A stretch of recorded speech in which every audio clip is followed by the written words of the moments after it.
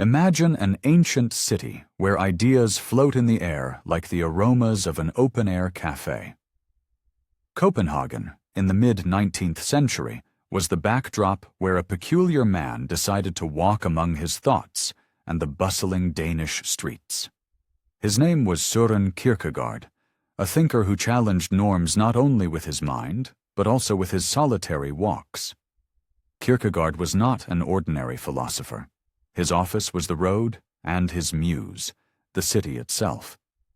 While others debated in sumptuous halls, Søren conversed with himself to the rhythm of his steps. It was not unusual to see him zigzagging through the streets with singular aplomb, as if each tile spoke a language only he could understand. His walks were not whimsical.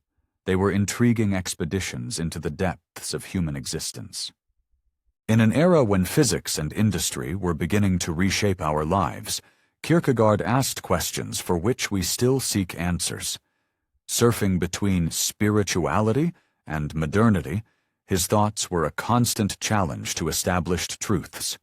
With every stride, he bore his inner struggle between faith and reason, deliberating on human passions and despair. Let us imagine his walks along the canal's edge, while his perennial overcoat fluttered to the rhythm of the wind, like a kind of bill demanding answers from the soul. Søren Kierkegaard, the questioner of Copenhagen, stood as a bridge between existential doubt and the clamor of a changing world, pushing us to reflect on authenticity and human values. His scrutinizing walks revealed deeply personal visions. In a city like Copenhagen, every corner can seem like a labyrinth of introspection. Kierkegaard delved into the everyday with an intensity that frightens. A simple baker could become the protagonist of his meditations on alienation and destiny.